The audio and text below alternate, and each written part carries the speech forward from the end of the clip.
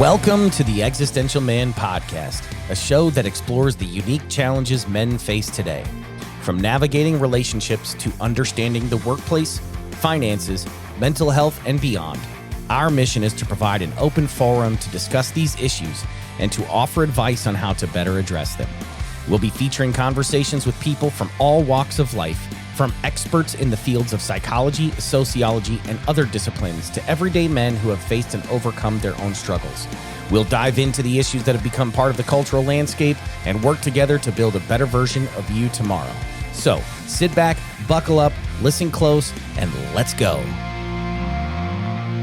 What is going on, guys? This is Matt with the Existential Man podcast, and thank you for tuning in to yet another phenomenal episode. On this episode today, we got, again, our famous co-host, Kareem Banks. What's going on, man? Thanks for joining. How's things going? Chill, man. Chill. How you doing? I'm doing all right, man. Doing all right. Thanks for joining us again. What we got going on in the world right now? Not a lot, man. How was your trip, though? It was good. We didn't get to link up to do the normal pod thing, you know what I mean? Yeah. But No, Florida was nice, man. Florida was real nice. Destin is lovely, I'm sure. Oh, I love the white sand beach, bro. I'm not a big fan of beaches, but if I had to pick, that would be the place, man. No, yeah. I've gotten drunk out there with my brother on the beach before. We enjoyed Florida. Yeah. Yeah. It's a good time, man. It was a good time. Yeah, it was nice. Kids got to spend time with grandma and grandpa for their spring break, which I know your kids' spring break is not happened yet, but ours was like the first week of March, which baffles the shit out of me because it's not even spring. Yeah. But you know. Yeah, no, ours is right around the corner. We're probably just gonna, do something chill, stay local, but get around Nashville probably. Nice. But it's always a good place to go. Yeah, no, when I was in Destin, we were definitely not with kids or parents. No, it was straight adult time, you know what I mean? We drove over from Gordon with a couple people, now we're just, Yeah, that's how long of a drive is that? It wasn't that bad of a drive, I don't think. Maybe 6, something like that, 6 to 7, I think. That's not bad. But it's worth the drive anyway. Yeah, it was a cool little. It's 3 days out of the weekend, one of those 4-day weekends. Yeah. Ride down. Yeah, have some fun and get back to work. Get back to work. Unfortunately, reality does call, right? Yeah, I know, right? That Monday always shows up. It was a Tuesday, actually, but it always shows up. And then Tuesdays feel like Mondays sometimes. Yeah.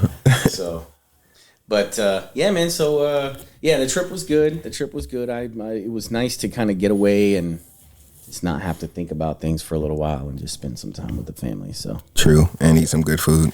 Yes, yeah. Although I'm not a seafood dude. Oh, for real? Makes me sick, man. I'm not allergic to it. That's I'm allergic to it. So and mine is late. So any listeners, I know what I'm missing. Yeah. So it really sucks. It really sucks. So you should have went out there and enjoyed yourself for me. Yeah, but they did. Lisa and the kids and Word. Everybody else had seafood. Everybody else loves seafood. I just about the only one I will take the risk on, because it's not an allergy for me.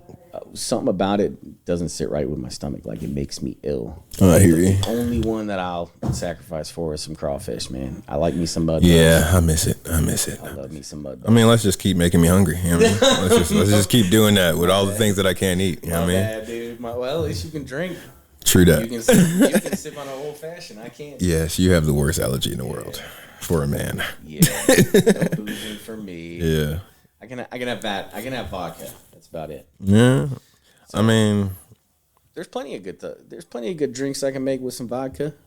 There's no good drinks you can make with vodka. No, that is a fight waiting to happen for me. Oh, yeah. Straight, clear and tequila. I don't do it. Yeah, vodka's not my angry drink, so I'm good. Lucky you. Mine was Southern Comfort. Yeah.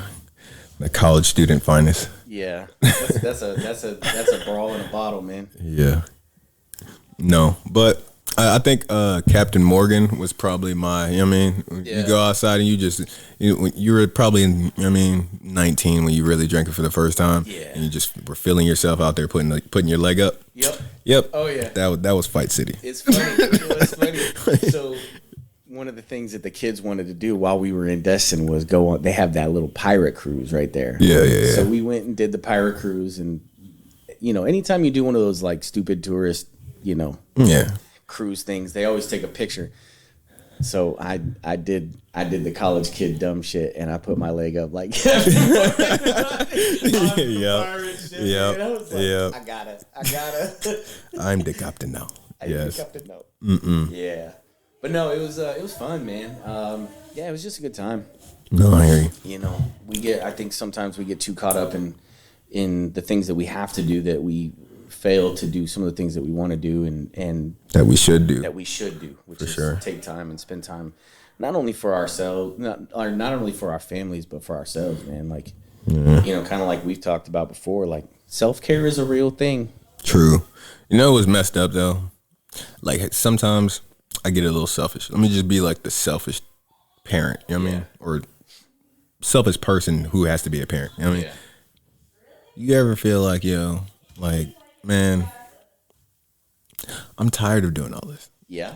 Like for real, you know what I mean? Like even when you get to the point where it's like, I know I have to do this. I have to go clean the dishes, but I don't even want to clean the dishes tonight. I'm gonna just leave it for tomorrow morning. Yeah. I have a really hard time doing that. I have a really hard time leaving things. I used to be that way, and I think it got to the point where it was just like, I don't know, man. Part laziness, part like I'm one of those. I have to have like time to wind down at the end of the day. You know what I mean? There's some people that are like good. They can wake up in the morning, no problem, and then they go to bed like that. Yeah. I am more the opposite. Like I wake up later, but I stay up later. And part of the reason why I stay up later is because I have to wind down at the end of the day. Like by the time I'm done doing all my activities for the day, like I need time after that for my mind and my body to just like chill. You think that's natural, or is that something learned over time? I don't know, man. I got to think about that, because I was, for a long time, I was a morning person, and I would go to bed at like 9:30 at night. Yeah. And I'd be up at 6:30 in the morning, no problem. Even earlier, especially like when I was in high school and college. Get up, go do my morning workout for sports or whatever, because football, we were at the weight room at 5:00 in the morning. Yeah. So we would do our morning workout and get that shit in and knocked out before the day started. And then you go to class, and then you go do whatever you're going to do, and then, practice, and then, to job or to home or whatever. True that. Homework or study or whatever. And then after that, so that was a habit for me for years. And then, I don't know, I think probably more so learned than anything. And now it's just kind of ingrained. It's just the way that it is. You know what I mean? No, I got you. I was, again, same as you, morning person, wake up, do all the things. And then I got to a point where like I used to go to sleep super late, but still wake up early. You know what I mean? Like I used to cram so much into my day.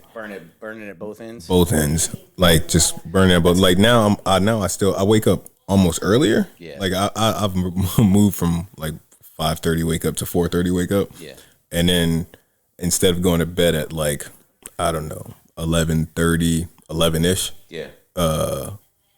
On a regular day, you know what I mean, maybe 10:30. But on party days or if it was just a long day, maybe midnight, 1:00, but still be up at 4:30. I mean, now I'm more like, by the time, like we tell the kids to go to sleep 7:38. Yeah. I got like an hour and a half of cleanup time, maybe max hour and a half. You know what I mean, dealing with the dogs or something. Yeah. But after that, I'm in bed by 9:30, bro. Yeah. Like, I don't know what happened. Do you find that you get more done in the morning? Like as far as like just absolutely things that you want to accomplish for you, do you find that you get it more done earlier in the morning by getting up earlier, or versus when you would stay up later and do it? I think I just had a therapy moment, honestly, in this. Really? You know what I mean? Well, kind of like not a therapy, but like just, I don't know, epiphany moment. Yeah. Like it's probably MS. You know what I mean? Like honestly, but just dealing with that. But it's definitely probably that. Honestly, while I'm saying it out loud, and I haven't said that before, but it's like, yeah, it's definitely probably the MS. Yeah, like I feel like I only have energy in the morning, like up until about 2 o'clock, and I'm hitting a wall somewhere. Yeah. Like after that, it's just make everything happen. Yeah. Like it's still gonna happen. It's just gonna happen probably a lot slower. Yeah. But I feel that. I feel that, and I'm most like during the week, if I'm up after 7, it's odd. It's odd, but I can sleep in that late if I need to or whatever.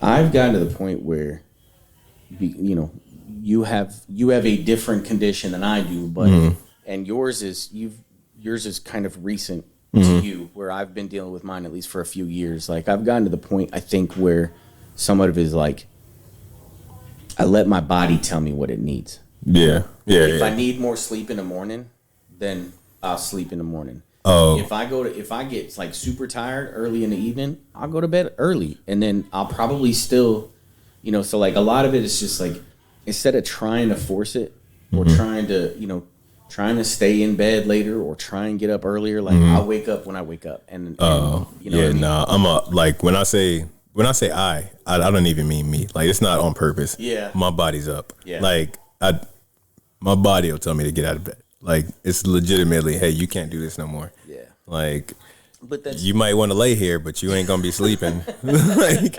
your eyes ain't gonna close, not the way they were before. Like, I'm like, it's just trained to be that way. I don't know what it is. It won't let go. But a lot of that's it very well could be a lot of that where your energy center has shifted. You know what I mean? Like where your body is going to tell you what it needs, and you're basically you're going to do what your body can do. I don't know. I think we worked our way into this weird, I don't know, a weird period with our body. You know what I mean? Like like we were young. You know what I mean? We are. I mean, older now, but we were young before, and we made our bodies do stuff. You know what I mean? Like you made yourself get up to go to practice. I made myself get up and go do these walks and runs. You know what I mean? Like, and then we trained it to be that way. So it's half of that, and then half of like just getting older, probably. You know what I mean? Just the breakdown, making you stay in bed longer. Yeah. And then just the whole, I don't know, man. We're just getting old. we're just becoming two old fuckers. You know what I mean? Broken our bodies in the army and that all the rest. But it's but kind of going back to what you were saying, it's like, I do get tired of doing this shit. It's like Yeah, but I mean, what else you gonna do? Right. It's all got to be done. And then somebody wants it to be done. Yeah. Like, hey, your kids want to go to do Girl Scouts. You know what I mean? Like, there's something you got to do there. Yeah. Regardless, no matter how you want to look at it, there's something you got to do there, and you should. So, you know what I mean? Like, at the end of the day, I might not want to. But. Do you find yourself, like, I find myself sometimes at odds because, like, I don't know how many activities outside of school your kids are involved in. Yeah. But I mean, like, for a while, it was like every other week, my kids were coming up to me like, "Oh, Dad, I want to do this. Oh, Dad, I want to do that." Yeah. And it's like, on some level, it was like, now look, okay, you can't do everything. Like, you got to pick something and understand that, what I mean? I'm trying to teach, like, college level economic topics to my kids. Like, look, there's an opportunity cost to everything. It's so much time in a day, kid. Right. So much time in a day. So, like, you're going to have to realize that you can only do so much. And not only is time a finite resource, but finances are too. And, like, if you're trying to go do, like, I know you and I have talked about both the girls in dance. Like, dance is expensive. Yeah. Dance is expensive. I don't ever talk to them about money. I don't get into it with my kids about money. Yeah. Other than the fact that, hey, look, you earn an allowance. Oh yeah. Chores. Yeah. Don't ask me for things that you want to do or things that you want to have unless you Like, you got to have a legitimate reason, because you're getting paid to do some of the things that you do, and you're getting paid for grades. And you know, I mean, like, I tell my kids, your job is school. Yeah. If you come home with a report card, that's your paycheck. Like, your grades are your paycheck. So if you come home with C's, D's, and F's, that's your paycheck reflecting the work that you put in. You know what I mean? And then your allowance or your income for your positive outlook on grades, that's going to reflect that too. Yeah. So for me, that's the extent of the conversation that we get into with money now. But the reality is I mean, like, shit's expensive. Yeah. You know, and if I got one wanting to do 3 activities and the other wanting to do 3 activities, very strong probability none of those activities are going to align. So now it's down to me and mom trying to shuttle them back and forth, paying this, paying that, buying this, buying that, getting this uniform, getting that uniform. Oh yeah. And I get down. I don't mean all of that stuff. Just like the logistics part of it. I give the kids or my kids anyway. I give them like, I make them think logically for their time. I mean, I'm like, yo, if y'all want to do all of this, right, you got to think before you come to me and say, hey, we want to do all of this. Y'all figure out what's it going to take. You know what I mean? What's it going to take for that to work? Right. Don't come to me and be like, hey, we want to do this. We want to do this. Tell me how you want to do it. Right. Tell me how. Tell me how it's going to happen. That's good. And then we'll do that. That's good. You know what I mean? If you want to be here at this time and then you want to be here at this time, how's that supposed to happen? That's good. Yeah. I should probably work on. Well, yeah, Kaylee's probably old enough to work that out. Preston's probably still a little young. No, but I mean, get them started on it sooner. You know what I mean? How to figure it out. Yeah. Because I want them. The only thing, like you said, the whole like expectation of how to figure it out, right? Yeah. I want them to figure out that, hey, just like you want me to think and make y'all get things, I want you to think. You know what I mean? Like, I want you to be able to think, because you have a brain too, yo. Right. Don't just use mine. I'm not your crutch. Yeah. I'm not. Yeah. Dad's not going to be here to save you and think for you forever. Yeah. Well, I tell Kaylee, like, one of my favorite sayings, Kaylee will come up to me and she'll ask me a question and she'll tell me this, or she'll be like, how do you think I should go about it? It's like, you know what? God gave you a beautiful brain. Why don't you use it? Like, he didn't give you a beautiful, smart brain for you to not use the brain. Yeah, I tell them all the time, yo, just think for yourself, man. Yeah. You got to figure that out. You got to figure that out. And you were saying, man, you just said something, we're not always going to be here, right? Right. Just this week, man, another recent thing, like major recent thing, I mean, like my kid lost one of his teachers. And it was like one of his favorite teachers, you know what I mean? Damn. So like he's dealing with life and death right now. You know what I mean? And, I mean, we've had this talk before. I mean, I got sick, clearly, so they were, like, nervous and worried about me, like, is Dad going to die? I mean, like, stuff like that. So it was, like, going through that again with him. Yeah. It's like, yeah, man, I mean, I'm sorry. Like, you know, you got to sit down and have that talk and try and be emotional and, like, care for him at the same time. It's like, yo, sometimes bad things happen, you know? Like, and it's just a whole real sad ordeal how it went down. She was pregnant. I mean, so I mean, but he was real broke up about it, and they would like talk to the teacher and stuff. I mean, it's like real cool with it, real personal with that teacher. Yeah, and she was a cool lady, but she was one of those that actually went out of her way to show the students. Yeah. Stuff. I mean, that's good, man. And for an elementary school kid, you know, and life is everything is rainbows and just I mean shiny stuff. So it's like. It was a crushing thing for him, and I had to, like, coaching through that. That's rough. Yeah. You know what I mean? Even in that, we sit there and have that talk, and I'm like, yo, I don't know what you would want from me right now. I can't express that. You know what I mean? Like, how do you even sit there and have that conversation? I still don't know, man. I just had it, and I still don't know. Yeah. You know what I mean? I don't know how he took it. I don't know if that even made him feel better. You know what I mean? He was cool at the birthday party. You know what I mean? You see him, but you know what I mean? You say kids bounce back, but it's still a really, really big thing. Well, I think it's because it's so foreign. You know, they're so young. You know, at that young of an age. The concept of never seeing someone again. Right.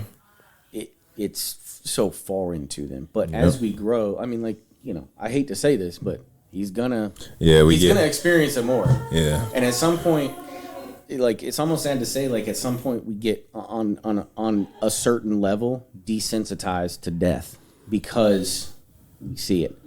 I mean, I don't know if family. part of I hear that sometimes, like especially like that desensitized word. I hate it. Like it sounds like a buzzword. For real, yeah. But no, it's like, you know what I mean. Like I think everyone deals with the fact that they're gonna die. Yeah. Like you have to face your mortality, even if you don't completely face it. Like a lot of people lie to themselves and say, "I'll face my death." Like no, you didn't. But like everyone realizes that, hey, we're gonna die one day. Yeah. You know what I mean, a lot of people are working to get to the point where we don't have to die one day because they're so scared of dying. Yeah. You know what I mean? So it's like, yo, until you know for a fact, like you can't die, you're gonna die one day. Like, and just deal with that. You know what I mean? Like, and like you said, it's a foreign thing for a kid because everything's brand new. Yeah. Every day feels super long. Like they're bored half the time because everything is new. Yeah. So I mean, like me and you, I was saying the other day, off mic, of course, that like I got to stop getting bored with things, right? Yeah. Like we've done everything. Yeah. You know what I mean? Like we've been to so many countries, we've met so many people, and you end up seeing the same patterns in everybody. I mean, everybody's the same person. I mean, everybody's a person. You know what I mean? Like, and at the end of the day, you end up meeting the same person over and over, like just from a different place, different city, different country, different whatever. But this is the same person. You know what I mean? Like, same patterns. Yeah. Same, So that could be our desensitization or whatever that word would be. Yeah. Like that could be what desensitizes us. Familiarity. Yeah. It just becomes such a part of our lives that it just becomes normal. Blame it on Call of Duty. You did, man. Yeah, for real. Nah, but I mean, you know what I mean, though. It's like, and I get what you're saying about the whole word desensitization. It's like, I get it. It's just recognition, man. Yeah. It's not, I'm desensitized because someone dies every day. No. You just recognize it. You just recognize it. Yeah, that's it. Like, and I feel sympathy for the people that are close to that person that loses that individual. And I know that at some point when that's me, that's losing someone that's close to me, like I know I'm gonna feel it. I'm gonna feel it differently than I look at it when someone else. Yeah. But just like somebody else who would be watching from the outside in. You know what I mean? Like they're not gonna feel it the same way you would. It's just life. So, but yeah. Again, it's just the familiarity of it and understanding that it's going to happen to everybody at some point. Well, that's like the one. They always say that stupid old saying, like, there's only two things in life you can be sure of: death and taxes. Like, everybody's gonna die, and the government wants their money. True that. You want to talk about some shit we're not familiar with, or at least I'm not familiar with? Yeah, let's get into it. All right, so reading this Fox News article. Yeah. Right. It's written by this lady, Taylor Renley. Okay. And so I know the story, heard the story before, we talked about it off mic, and you said you heard it, but it's the once upon a time transgender girl, who was guy, whatever, transgender once guy wants to be a girl again. Okay, so she was female, tried to be transitioned to male, and now she's trying to be regular girl. Detransition back to female, I guess would be the term. Okay. Yeah. Okay, go ahead. All right, so we worked that out properly. Yeah. So yep, very. But yes, so she's suing the Permanente Medical Group and the Kaiser Foundation. Undisclosed amount, of course. You know what I mean? Like, I want to start with my thing, right? Okay, go ahead. It's always about money. Yeah. You know what I mean? Like, it's never about, hey, let's make this bill and to stop this thing. Yeah. Instead of, hey, I want this money because y'all did something wrong to me. You know what I mean? Yeah. But I want to get into it because the story is just weird. So, well, I'm not going to say weird. Okay. It's weird to me. Yeah. All right. So at 11, yeah. Just personally, man, this at 11 years old, this girl felt like she had issues, right? Yeah. Wanted to transition, but prior to that, she had issues, mental, medical, health issues. But going into it, 11 years old, wanted to transition, and the story is really like chopped up, man. But I don't mean chopped up like in like it comes out in pieces, but it's like just really like nasty on like both sides, kind of like. So at one point, they're going through and getting counseling and everything, trying to help out this young kid. Sure. And there's another story about this before. I'm not fully versed on it, but I guess there was another kid that they gave the parents the same line where like, hey, your kid is going through this thing, and would you rather have a live son or a dead daughter? Right. That's like one of the main points for them suing them. Right. That's legitimately like it's in the article, bro. But yeah, so that's that stood out to me as nasty on their side. But so they're suing because she went in, made this decision, did everything with the parents and all this other stuff, right? Yeah. And that's at 11, 13. Now she's 18 and changed her mind completely.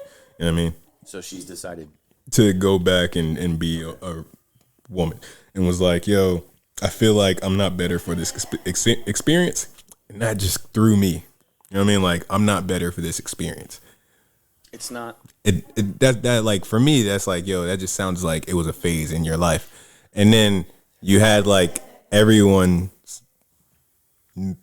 basically support that idea for you to do it, and then you do it, and then you just feel weird about it after the phase is over. Yeah. And now you want to sue. Yeah. Like, so why is it at that point it becomes like, yo, it's not like, why is it about money and not about just get yourself back right? I have so many questions. Ask away, bro. Ask away. So okay. So but before we get into that, I just want to say the Kaiser Foundation is worth $93.1 billion, and that's a lot of money to try and take to court. So yeah, I would assume this will be a long thing or something that's just dropped. That or quietly settled out of court. For yeah. You get like gag orders and all kinds of stuff like that. So okay, so first question. All right. Mm-hmm. Going back to the whole comment about I feel like I'm not better for this experience. Yeah. I agree with you 110%. Sounds like a phase. It sounds. This is not so. Okay, so let's clear this up real quick. Gender dysphoria is it is a very real thing. Okay, it is a very real thing. However, it is not an experience in life. It is not a phase in life. Yeah. It is a legitimate medical condition, whereas you truly do not associate with the parts of your body that you are born with. Yeah. And I mean, like on a very deep fundamental level, like you don't feel a connection to it. And so therefore you truly believe you were born in the wrong body. But it's not an experience. It is not a stage in life. It is not something that you just kind of like, yeah, I don't really feel like a girl right now, or I don't really feel like a boy. Like you truly have to almost like despise who you are, the body that you in. You have to feel like a stranger in your own body, essentially. And it is so overdiagnosed right now because of everything that's going on with gender inclusion, gender fluidity, and fine, like whatever, like to each their own. But then that leads me to my next point, which is like fine to each their own. But this girl was 11 to 13 years old. Yeah. Oh, another thing. She was going off that. She was like, I probably shouldn't have been able to. I shouldn't have been able to change my gender or sexuality before I was legally able to have sex, and that was like one of the things. Yeah, I was lost. I know, right? You're looking at me like just stone faced, and I'm just like, like, but you went in there and y'all did all the things, and then like like again, that comment from the doctors is what kills me. I mean, like, would you rather have a live son or a dead daughter? Like that part. Just the psychology behind that. Like immediately, I want to have a live kid. Right. Immediately. Yeah. Like yes, my answer is yes. If you're giving me the choice between the two, like. But I mean, but again, you go back and it's like, why? Why are you up here? Yeah. Why would you even have? Why would you have this? Why is this in your mind? Okay. And then you get to that, like all these other places that are passing these bills that's keeping trans and sexuality talk basically, like they're all of these LGBTQIA whatever bans basically keeping stuff out of school for kids. Like, but that's the thing. I'm almost. Go ahead. Sorry. Yeah, I'm almost adamantly for that. You know what I mean? Like I don't think sex should be talked about in school at all. Like not sexuality. Like it's not. It shouldn't be. That is a family conversation. Yeah, for it. Like I know, like. Everyone deals with their, socio, like everything's socioeconomic, basically, right? Everything is about, hey, how can we make this group of people want to buy some stuff, or make this group of people want to go to this place, or everything is socioeconomics, basically, right? But that doesn't have to be put in schools, yo. No. But everything is being sold to kids. Yeah. Well, so now we got to push this too. Like that's what it feels like. But that's where like. This is where you think they're selling. Like, I don't even want to say it. What, like a costume? I mean, there are costumes. It's like trans feels like a human costume. Yeah, almost. Like, I mean, well, that's what. So, real quick, touching on the whole discussion of sexuality in schools, like the crazy thing is that the majority of states that are doing this are not banning it across all like primary education. It's just like elementary school age kids. Yeah. It's not that like they're not banning it across middle schools or not banning it across high schools. They're banning it for grades 1 through 3, 1 through 5, somewhere in that range. Really? Yeah. Like Florida, which is the one that everybody's all up in arms over. Mm-hmm. The bill is just for grades K through 3, where human gender fluidity and sexuality cannot be discussed or taught within the school system. I don't even know why this is argued. I don't even know why it's argued. Like it's school, yo. Yeah, school ain't the place for this. Yeah, I mean, like it's important, because obviously, like you go through sex ed, either 5th grade, 6th grade, like depends on the district. Sometimes as early as 4th grade or whatever, but. And then as you get further on, like in middle school, you'll probably take a biology class. And then really you get into that kind of stuff when you're in high school. You'll take real biology, you'll take real anatomy and physiology, where you learn more of that kind of stuff in depth. But my point is going back to this girl, right? She's in between 11 and 13 years old. Like she has barely figured out what parts she was born with, let alone who she is as an individual. I mean, like, think of how, and granted, I'm a dude, you're a dude, but like the reality is like, think of how little we knew about ourselves at that point in time. Like, we're still figuring out who the fuck we were in our own lives, let alone in the world in comparison to somebody else. And so for the fact that they even allowed this to be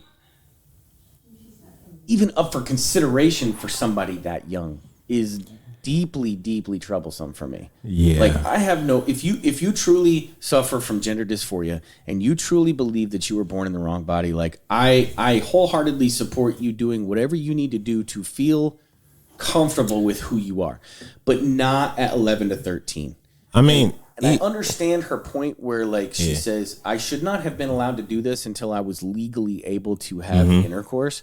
But how about until you're a legal adult where you can make the decision on your own and you've had some time to go through some of the things and the mental and emotional challenges? Like 11 to 13, dude, she's barely hitting puberty and she's got all those hormones going through her body, which is fucking up her brain and all that kind of shit. Like, of course she's going to feel a certain type of way. Everybody does. That is so fucking normal. But because parents, A lot of parents. But pause right there. Yeah. Pause right there. You're saying all that sounds good, but as a parent, and then you hear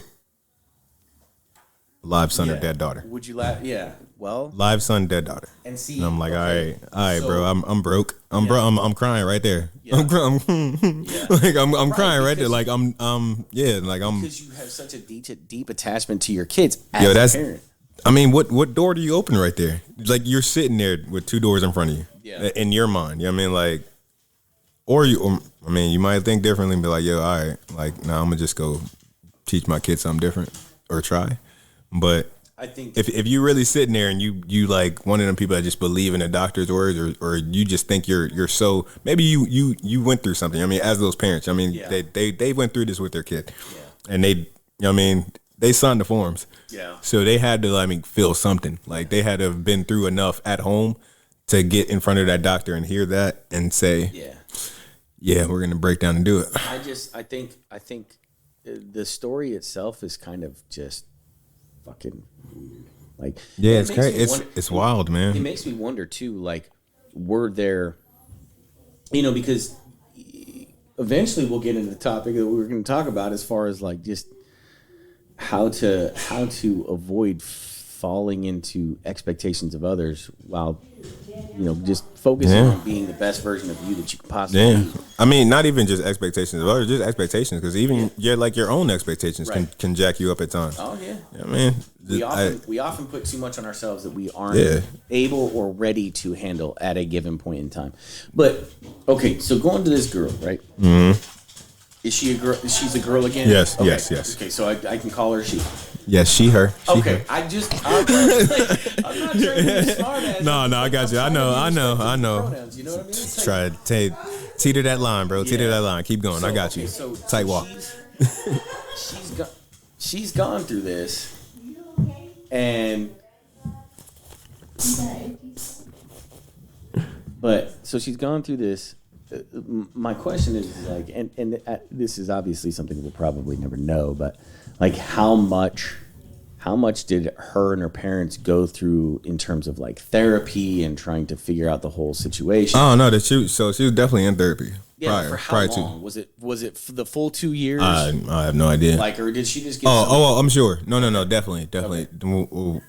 It's a requirement for them. Like. Okay. While she was going through all of this, she did counseling, did therapy, all of that stuff was going. Everything was there, but in their story, she never got. I guess they call it desistance rates. Basically, the people that basically turn around and say, "Oh no, I don't want this." Yeah. But for kids, she never got those desistance rates for kids in her counseling prior to all of the surgeries that. Okay. What they signed up for, right? They signed for everything. You know what I mean? It's just HIPAA stuff, HIPAA rules. Everybody has to sign consent forms. So they consented to everything, went through everything. This was the plan that they wanted. But they say at the end of the day, hey, they gave us this weird ultimatum, basically. Yeah. That live son or dead daughter. And then on top of that, they didn't get the rates of desistance, which is everybody that goes through it and then ends up changing their mind. Yeah. So what is that? It's higher than 50%, isn't it? Desistance rate is actually 82%. Yeah, that's what I was going to say. It's higher than 50%. Yes. Because I know that's one of the big things with that's one of the big things just with the rush of hormones and chemicals that you're going through, especially in the years of puberty. It's kind of like everybody goes through this weird disconnect with their body, not feeling kind of like at home in their own skin. You know what I mean? I know I went through it. Not that I ever felt like I was born the wrong gender, but it was just like there was times and moments where it's just like I don't feel like me. I think I had more periods of trying to figure out who I was. I mean, what I wanted to do. I never really felt like I wasn't me. I just felt like I didn't know who I was. Yeah. You know what I mean? I think that's how I would describe it. Not really that I never felt like me. Did you ever feel like you were playing somebody else's, like you were playing a role for somebody else? You know what I mean? Like as in what? Not so like you were dancing to somebody else's drummer or playing somebody else, like Only once, bro. Only once. That story, that wildest story I told you about my dad. Oh, yeah. I feel like I was here just because I was my sister's pet. Yeah. And I told her that joke immediately after. We all laughed about it, but it was like one big family phone call. You know what I mean? Like, yeah. I'm only here. I'm only alive because my dad wanted to make me for you. Yeah. It's funny, dude. Yeah, it is. Yeah, straight up. That's still crazy. For real. That's why I know there's other people out there. You know what I mean? Hit us up if you're another kid's pet. You know what I mean? Straight up. Just somebody for your siblings. Yeah. Hell yeah. Yeah, dude, to hit us up in the comments or something. Like, I'd love to know how many of us were just born to be siblings. It's funny because like, I wonder now. I don't know if my mom would ever tell me, but if you were born just to be a sibling? Yeah, because I was the youngest of the two boys, you know. Like, well, we had one, and then we just felt like he needed someone to play with. Yeah. That's straight up. We're close in age, too. So yeah. They call us Irish because we were born 18 months apart, so like we're Irish twins, right? Yeah. So, like, maybe it was one of those things where it's just like, oh, God, I can't deal with him right now. Like, he needs a friend. Yeah, it's wild. It's wild. He needs a friend. Yeah. Which, my brother and I wish we were closer. We're not that close. I mean, I would love to work on it, but he's got some stuff going on, and I went through some shit on my own, and we grew apart. I was an asshole. I was an asshole when I was younger, for sure, to him. I did not treat him very well. I was an extremely selfish individual. When what else are we supposed to be but humans? Well, yeah, but especially as kids. But true. But I recognize that I didn't treat him very well, and I think I've tried to explain that I recognize that and apologize for a lot of that. But all I can do is apologize. Like, he has to be the one to decide to forgive or not forgive, and I don't know where he stands with that. You know, we talked about it briefly, and he went and did. He and his wife went to Costa Rica. And he went and did an ayahuasca. Oh, I'm jealous. Ceremony. I know. I want to, like, after he told me a little bit about it, and we actually had a really good conversation about it, believe it or not, which was awesome because that was the first time in a long time that he and I have had like a real like brother type of conversation. But yeah, he told me a little bit about it, and I really want to go do it. Like, I really want to go try it. All right, when we retire, we're gonna plan a trip. Good deal. Yep. I'm good with that. Yeah, we can go down and have a whole like week-long ceremony or whatever their 3-day ceremonies or whatever. But yeah, so but I always wonder, like, because we were so close in age, they had you to be a pet. If I was just there to be, you know, a plaything, so that he would have somebody to play with. Hey man, it's cool being the pet, man. Yeah. You know, you get treated nicely. Yeah, straight up. Yeah, you always got something to do. You're always doing everything feels fun. Yeah, I'll just tell you that. You know what I mean? I'm just giving you my experience. I mean, everything felt fun. Straight up. Well, it's funny because like Andrew is an introvert. Like, very, very much so. He was not like one of those kids that he liked to go out and play with other people. He liked, I mean, he went through a period. I had all sisters, bro. Yeah. There was nothing close to being introvert. Yeah. Nothing. Yeah. So he was kind of introverted. Yeah. But when he was younger, probably like 8, 9, we got a Nintendo. Just the original Nintendo. Right? Yeah. And from the moment he got that thing, it was like TV, Nintendo. Like, that was his life. In the house. And then computer games, and then obviously, like, as the systems progressed and got better, then it just went from one to the next to the next to the next. Yeah. He was in the house chilling. Yeah, from the time that happened, like, even some of his closest friends, they would come by, and then I would end up being the one outside playing with his friends because he would be on the Nintendo playing. Yeah. And I don't know, man. So, but yeah. Shit, what were we talking about? So we were killing the Kaiser talk. Oh. Yeah. Yes. But okay. Rolling into just expectations. I mean, like, I can't even I couldn't imagine what expectations you could feel in that situation to make you. What would I mean? I can't put myself. I don't want to try and put myself in that shoes, but or say something wrong trying to like put myself in that shoes. But it's like I couldn't imagine the feelings in that position. You know what I mean? Like what could you feel? What could you feel on your shoulders to make you want to go that far? Yeah. You know what I mean? Like, and what's the psychology behind that? You know what I mean? Just the mind making, like you making up your mind to do something. Like why would you feel that outside expectation, whatever that outside expectation is? You know what I mean? Or internal. Or if it is internal. Yeah. But I mean, because how internal was it if you're changing your mind now? Yeah. Because half of it kind of feels like, hey, this information is available, and now I have it in my head, and now it's like, is this what life is? Yeah. You know what I mean? Like, that's I don't know. That's almost how it feels. I mean, like you get a piece of information you know nothing about, and then you just internalize it. Yeah. And it's like, is this what it is?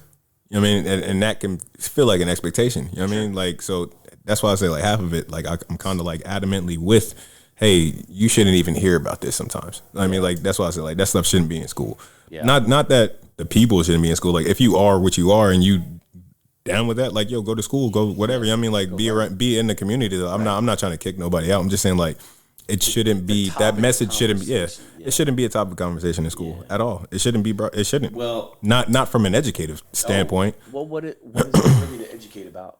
It's like, about as far as it could outside of the history of talking about people, they'll be like, oh, this person was this. I mean, and even in that, what does it matter? What does anyone's sexuality matter? In the grand scheme of things, it's what you do. It's who you are and what you do. Like, but I don't need to know your sexuality and who you are. And I don't care. And if you were something before, that I didn't, you know. But what kind of expectation is that putting? I mean, or what kind of expectation do you think that is putting on kids nowadays? How do you think? Yeah, I mean, I'm just trying to say, like, can you even put your mind in that body? Hell no. No, can't even see it. Me neither. I mean, I tried. Like, I just tried from an understanding standpoint, but like I've never felt you coming out your body right now. You just, I've never felt something so strongly to that point where it's like I felt like I had to make that drastic of a decision. You know what I mean? Yeah. But also, my other thing too is like from the parent standpoint, it's damn near killing somebody, yo. If you think about it, like, you're killing a version of you. Yeah. Like, for real. And that's probably like if you need, that should be part of the therapy. Like, you just said something that you need to mourn this part of you that's going to die. Yeah. Because you will never be this person again. Mm. Even if you detransition or revert back, you went through this whole thing. Yeah. You will never be the same. Yeah. Ever. And that's probably something that needs to be discussed in the therapy as well, if it is not already. You think she feels raped? I would be curious, and like I would be not curious. to play with the R word, but no, I know, but I mean, like, I think on some level, I would be curious to know, because like that's not the first case that I've heard about where a successful transition has occurred and then that person does not want to be that their transition gender. Amen. They want to go back to their original birth gender. 82% desistance rate in kids, and that's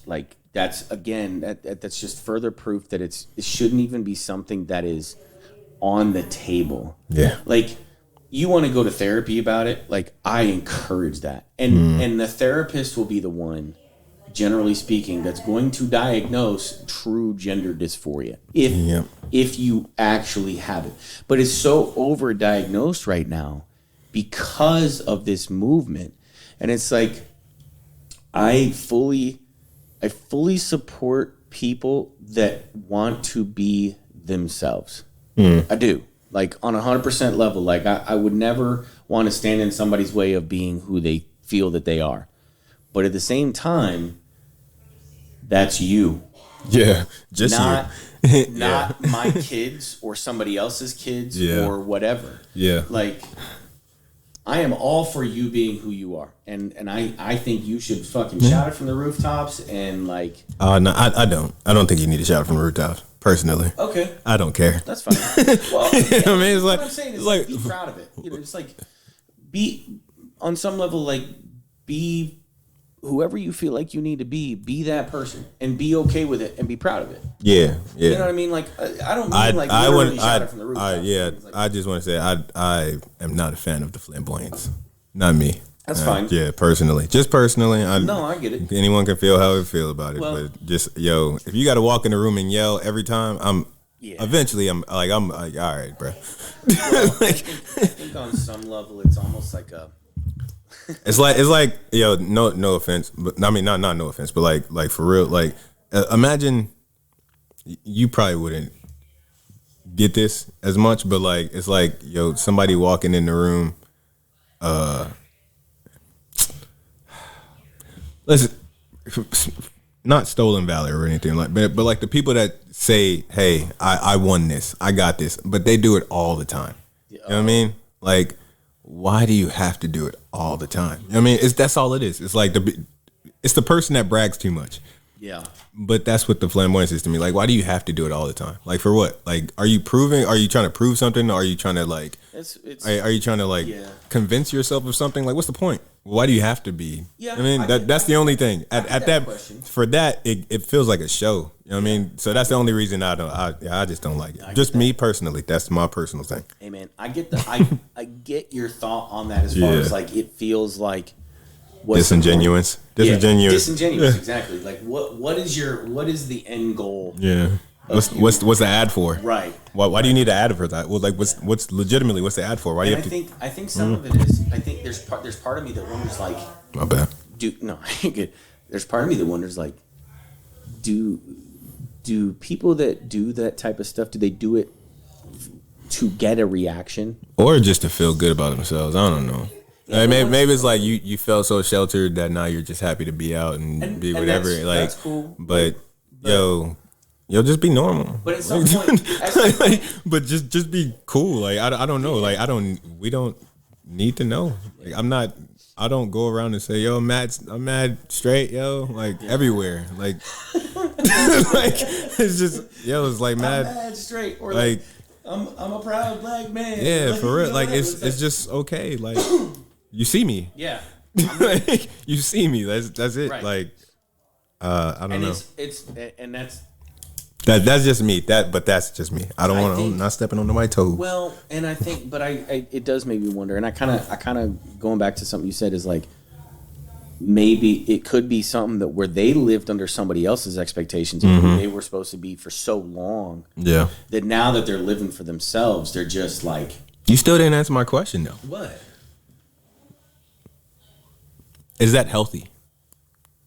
What? That people do that? Yeah, make decisions for expectations, for someone else's expectations. Oh hell no. Mm-hmm. And that's what I'm saying. It's like, we have to get past this need to fulfill somebody else's expectations of who we are, how we should live, how we should act, how we should speak. Right? I say yes and no. I say some expectations are healthy, especially when it comes to relationships. You know what I mean? So your wife has expectations that you definitely live up to. So, but I do. Which one's what I do? But how do you again? I guess this is ultimately just going to be an answer of discernment. You know what I mean? But how do you walk that line? And how do you pick and choose between who and what? Because it's a battle of what's important. You know what I mean?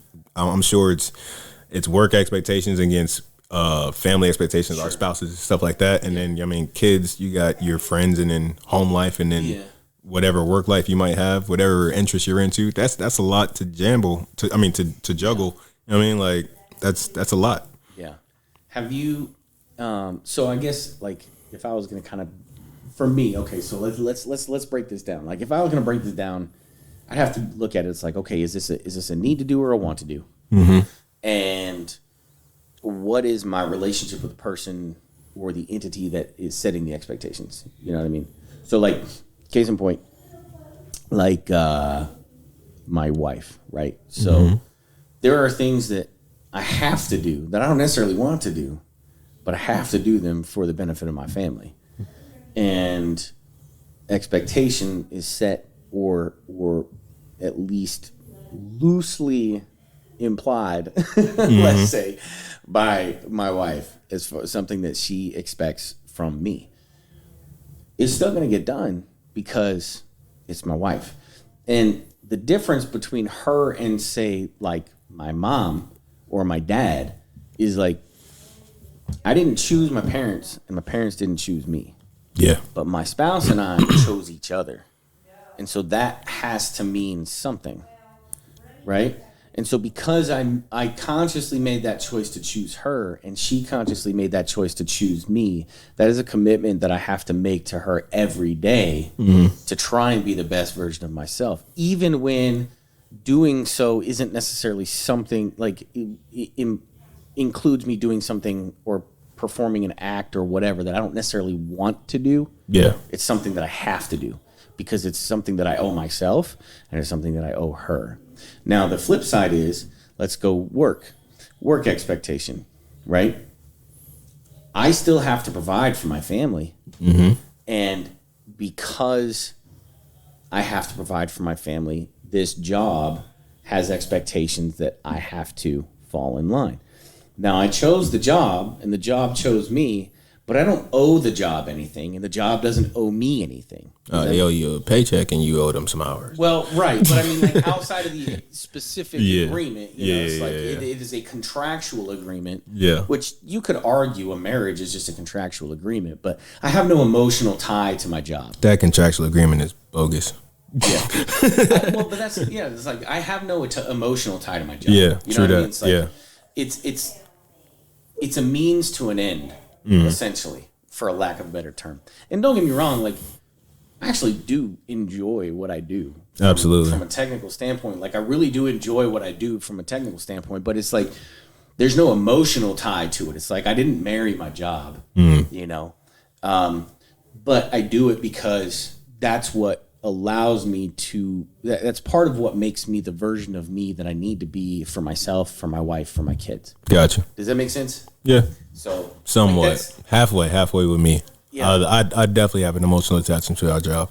Do you? Yeah. No, man. Being around soldiers is like, bro, I love it. Like, well, that's like legitimate. I would not want to do any other job. Who our customers are. Yeah. That definitely, like, I do feel a certain type of way about that because I feel like I am actually doing something for somebody that that matters. Yeah. No, I mean, that's my people. You know what I mean? Like, that's just our people. Straight up. Like, I relate better to it. I love the job. I love the job they're doing. You know what I mean? And that's just what I want to support. Yeah. Straight up. I get it. So I'm with you on it, but that emotional attachment is just a little bit on both ends. Yeah. A little bit on both ends. Yeah. Yeah. So I don't know, man. What about you?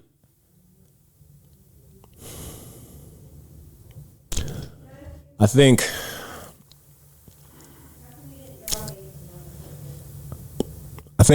it's healthy in a way to not to live by expectations, but to give yourself a bar. Sure. You know what I mean? Not to live solely to meet someone's expectations, anyone else's expectations or anything, but I think it's important to pay attention to it, to give yourself a bar.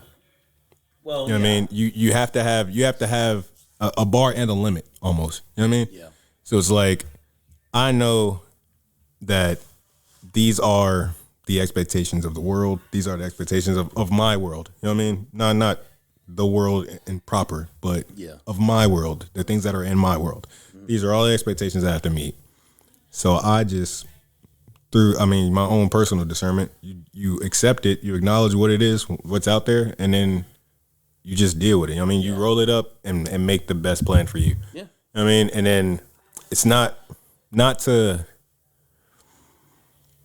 It's like, my son wants to do certain things. Yeah. My daughter wants to do certain things. My wife wants to do certain things. It just is what it is. All of that stuff is there.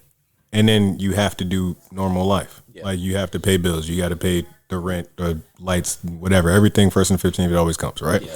So we have to do stuff. Yeah. But I think it's good to take in everything and just healthily try and discern your way through it. I know it can get unhealthy. Things can get jumbled. We can lose focus. We can all the rest. You know what I mean? Make people angry by missing things. Forget like, hey, work went too long and I didn't get to go to this thing, or this thing got canceled and now our daughter's losing her mind, and you know what I mean, like waiting for the school to reschedule and stuff like that. You know what I mean? Like you take on all of these other things. You know what I mean? Like, but I think it's healthy to take it all on, and I think it just makes us better. You know what I mean? Like I think it makes us work better, even though we probably would work better with rest. Yeah. You know what I mean? I think we keep training ourselves to take on more and more. You know what I mean? The things you wouldn't imagine doing some of the things that you've done in your life. Oh, right. Yeah. Up to this point, like there's a lot of things that I've done that I never would have pictured before I did them. But you piled it on. Yep. You know what I mean? You took every step that you had to take, and you did it. Yeah. You know what I mean? And it was possible. Yeah. So if I don't think it's I sometimes I feel like I don't want to take on somebody's expectations because I don't want to fail you. You know what I mean? I don't want to not be able to do it. Yeah. But then again, I'd be like, well, if I don't take on that expectation, I'll never know if I was able to do it. That makes sense. I'm with that. I can definitely.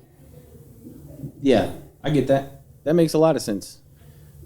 Because until you do it, you don't know if you're capable of it or if it's possible for you. Yeah. So I get that. I get that. And honestly, like looking back on some of the things that I have done because I felt like it was something that I needed to do. Mm-hmm.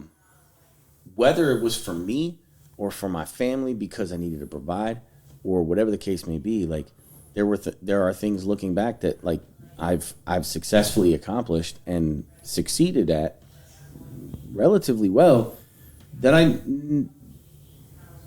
don't think I would have tried if I didn't feel like I needed to. You know what I mean? Absolutely.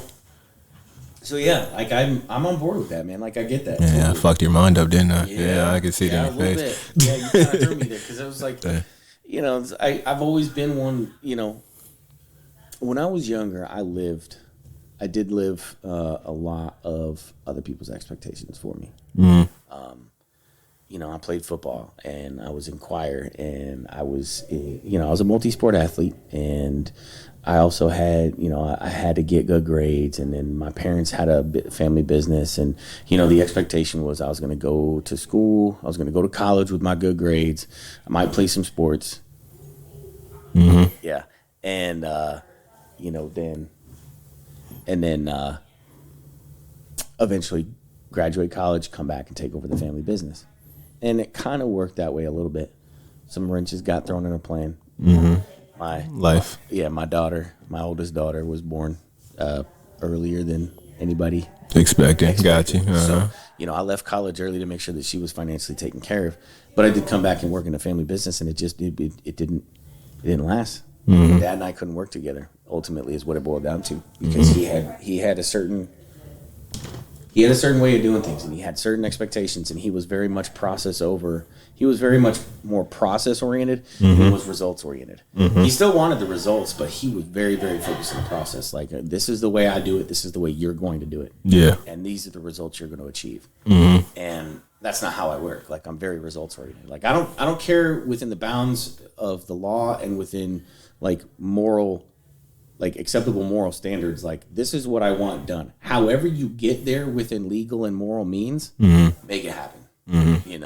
And so we just didn't mesh. And so anyways, but yeah, for a long time I lived, and it wasn't until I decided to leave working for him that I feel like I truly broke out of that at least completely broke out of that mold of living somebody else's expectations. And I don't blame them for it. Like, I'm the one that made the choices to do what I did following that path. Yeah. But I think that was a big wake up call for me. It was just like, you know what?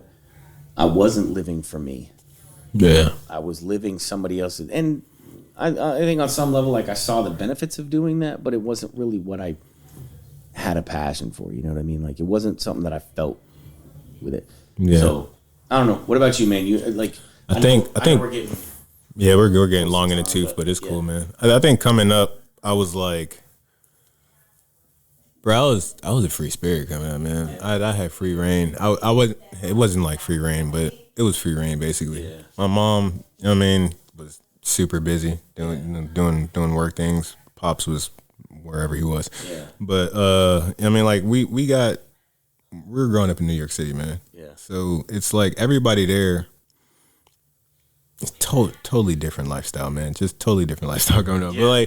But I was 6 years old riding a ferry by myself. You know what I mean, like I would go to my own doctor's appointments. I was like 7 years old to 9 years old, and I would tell my mom how to get around. You know what I mean? Like when we moved to new places, I would be the one to go out and, you know what I mean, explore everything on a bike. You know what I mean? Like I'm riding across the Bayonne at like 11, like just whatever. You know what I mean? Like just doing stupid stuff on my own. You know what I mean? Like, but we had,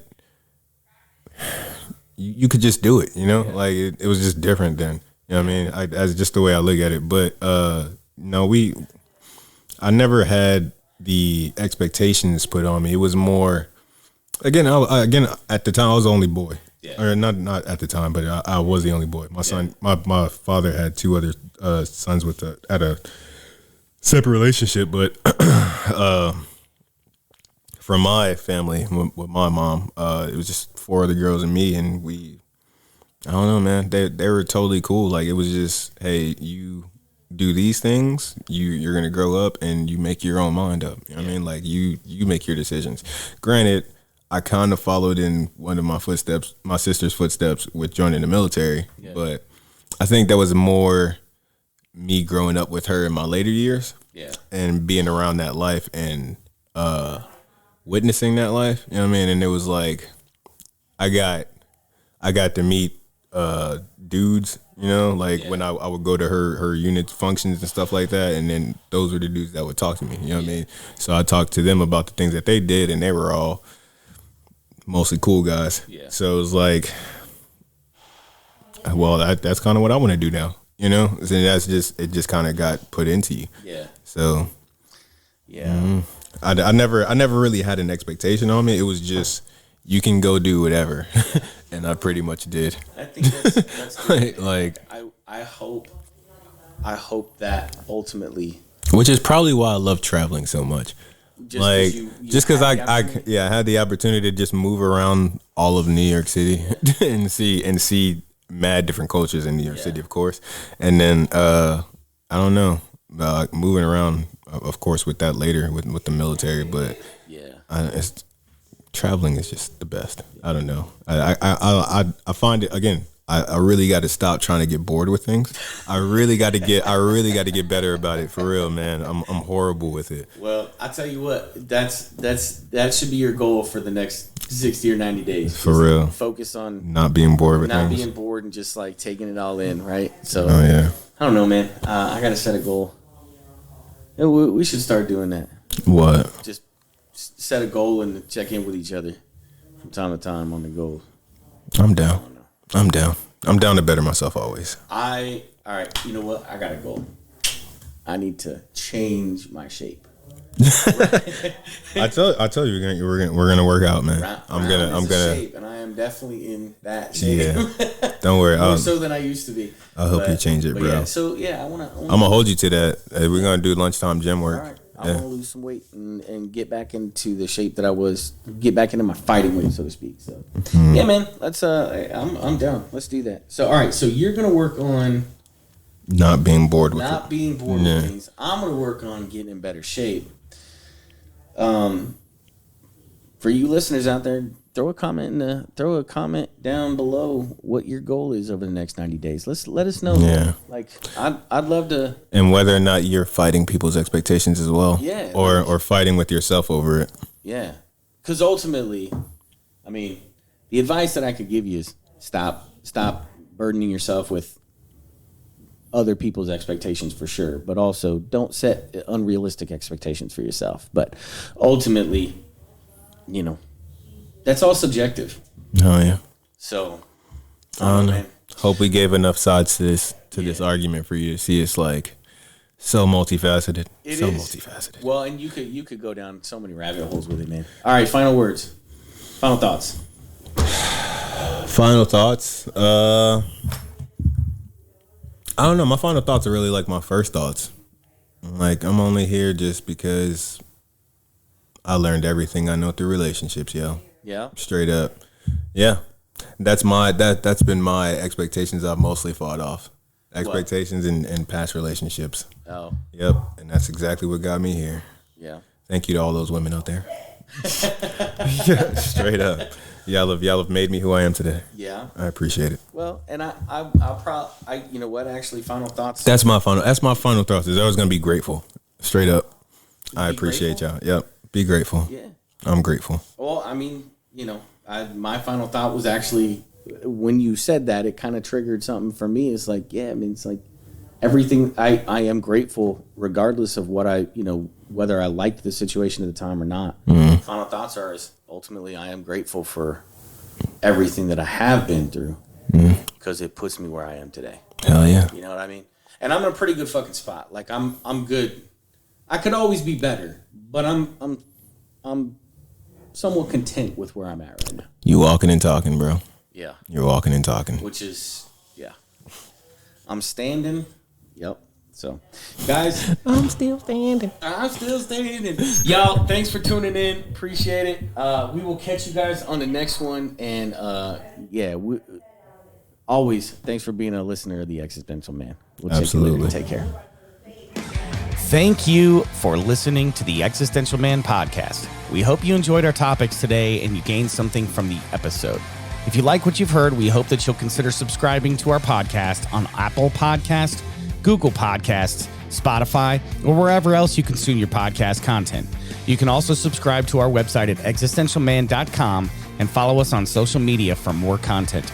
Your support and feedback are essential to making this podcast successful. If you have any comments, questions, or suggestions for future episodes, please let us know. Thank you for being part of the Existential Man podcast community. And until next time, stay hungry, keep working, and take care.